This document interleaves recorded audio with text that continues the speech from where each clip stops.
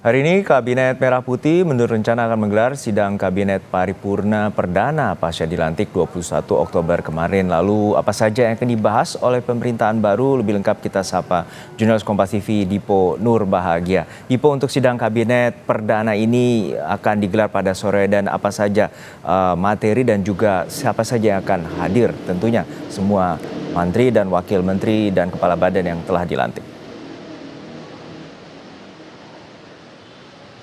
Ya, yang pertama ingin kami konfirmasi adalah betul bahwa pada hari ini akan digelar sidang Kabinet Paripurna Perdana yang artinya akan melibatkan sejumlah ataupun seluruh jajaran di Kabinet Merah Putih, dan tentu sidang kabinet ini akan dipimpin secara langsung oleh Presiden Prabowo Subianto dan juga didampingi oleh Wakil Presiden Gibran Rakabuming Raka. Meskipun belum ada agenda resmi sebenarnya yang kemudian disampaikan oleh pihak dari Sekretariat Presiden, tetapi informasi yang kemudian wartawan terima di istana adalah nanti sidang akan digelar pada pukul 15.00 waktu Indonesia Barat. Nah, sebelum berbicara terkait dengan substansi, Juno, kami ingin mencoba mendeskripsikan terlebih dahulu bahwa sidang Kabinet Paripurna ini sejatinya tentu akan diikuti oleh seluruh jajaran kabinet. Nah, tetapi tentu ini akan menarik karena sidang Kabinet Paripurna nanti akan digelar di kantor Presiden, tepatnya di lantai 2. Nah, ini juga teknisnya lumayan menarik karena seperti yang kita ketahui bahwa setelah Prabowo Subianto mengumumkan jajarannya, kemudian melantik jajarannya, kurang lebih ada 53 menteri dan juga pejabat setingkat menteri, ditambah dengan 56 wakil menteri, ada juga sejumlah pejabat lain yang kemudian dilantik, katakanlah seperti kepala lembaga, penasihat khusus, utusan khusus, dan juga staf khusus. Nah, kalau di total, ini kurang lebih ada 135 pejabat yang kemudian masuk ke dalam jajaran Kabinet Merah Putih. Nah, apakah kemudian ini semua ataupun seluruh pejabat ini akan hadir di dalam sidang Kabinet Paripurna? Ini juga menjadi tanda tanya kami secara personal begitu, karena tentu persoalan teknis seperti misalnya adalah ruangan apakah kemudian mampu menampung ratusan pejabat begitu. Nah, ini juga yang nanti tentu akan kita saksikan bersama pada pukul 15.00 waktu Indonesia Barat nanti.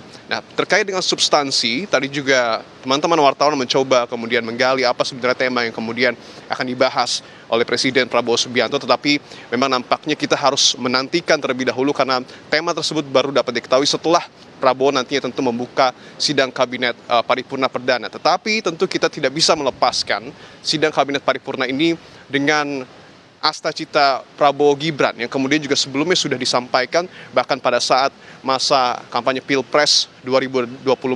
Ada 8 poin yang tentu terus digalakan oleh pemerintahan Prabowo Gibran, yakni yang pertama adalah terkait dengan memperkokoh ideologi Pancasila, demokrasi dan HAM, kemudian juga memantapkan sistem pertahanan, mendorong kemandirian bangsa melalui swasembada pangan. Ada juga soal meningkatkan lapangan kerja, memperkuat pembangunan SDM, melanjutkan hilirisasi dan industrialisasi, membangun dari desa untuk pemerataan ekonomi, kemudian juga memperkuat reformasi politik, hukum, dan birokrasi, termasuk juga pemberantasan korupsi, dan yang terakhir ataupun yang kedelapan adalah penyelarasan kehidupan yang harmonis, termasuk terkait dengan peningkatan toleransi di tengah masyarakat. Nah, tentu tidak hanya itu.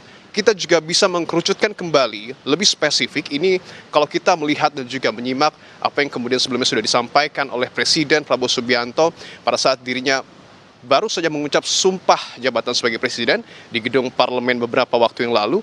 Ada beberapa poin yang cukup menarik disampaikan Prabowo di dalam pidatonya. Misalnya adalah seperti Prabowo mengakui bahwa masih adanya sejumlah kebocoran anggaran, penyelewengan, korupsi, termasuk juga kolusi.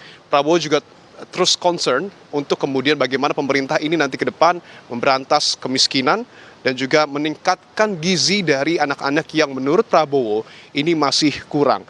Ada juga poin soal swasembada pangan yang bahkan disampaikan oleh Prabowo selambat-lambatnya ini dapat dilakukan 4 hingga 5 tahun mendatang. Termasuk juga soal swasembada energi yang kemudian dicoba untuk digarisbawahi oleh Prabowo Subianto, termasuk hilirisasi dan juga pemberian subsidi kepada rakyat. Nah, ini adalah poin-poin yang kemudian tentu nanti akan dielaborasi secara lebih spesifik oleh Prabowo Subianto dan juga Gibran Rakabuming Raka kepada jajarannya, karena tentu setelah sidang Kabinet Paripurna ini para menteri dan juga pejabat setingkat menteri ini akan betul-betul bekerja ataupun mulai bekerja untuk rakyat. Walaupun pada beberapa waktu ke depan juga nanti masih ada nampaknya pembekalan yang kemudian akan dilakukan ataupun yang akan diikuti oleh sejumlah menteri dan juga wakil menteri dan juga pejabat setingkat menteri. Tetapi dapat dikatakan bahwa sidang Kabinet Paripurna ini adalah menjadi start awal bagi Kabinet Merah Putih untuk betul-betul menjalankan tugas sesuai dengan tupoksinya masing-masing. Kita tahu banyak juga kementerian yang kemudian dipecah untuk lebih fokus dalam mengerjakan sejumlah pekerjaan rumah dan juga sejumlah tugas yang kemudian akan diimplementasikan untuk rakyat. Artinya kita berharap bahwa setelah ini, setelah sidang Kabinet Paripurna pada sore hari nanti, para menteri sudah mulai dapat mengelaborasi pesan-pesan apa yang kemudian disampaikan oleh Prabowo dan juga Gibran untuk kemudian setelahnya nanti dapat melakukan implementasi dan juga kerja nyata untuk rakyat. Juno. Ya Dipo, tentu tadi seperti yang Anda gambarkan itu merupakan target 100 hari kerja di Kabinet Merah Putih. Lalu seperti apa juga nantinya penataan terkait dengan struktur kementerian yang sepertinya akan diberikan arahan juga oleh Prabowo Subianto?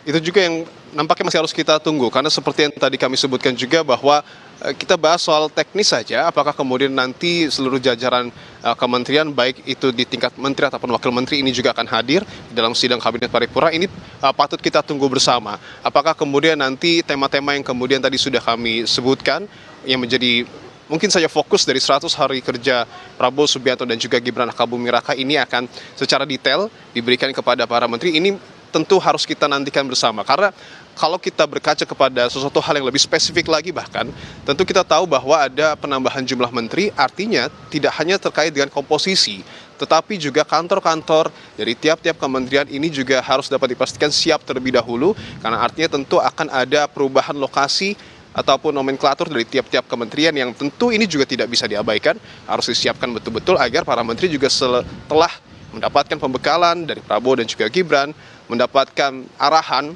tetapi mereka juga dipastikan dapat bekerja di tempat yang memang sudah disediakan oleh pemerintah untuk kemudian betul-betul dapat secara efektif dan juga efisien bekerja tentunya demi rakyat. Juno.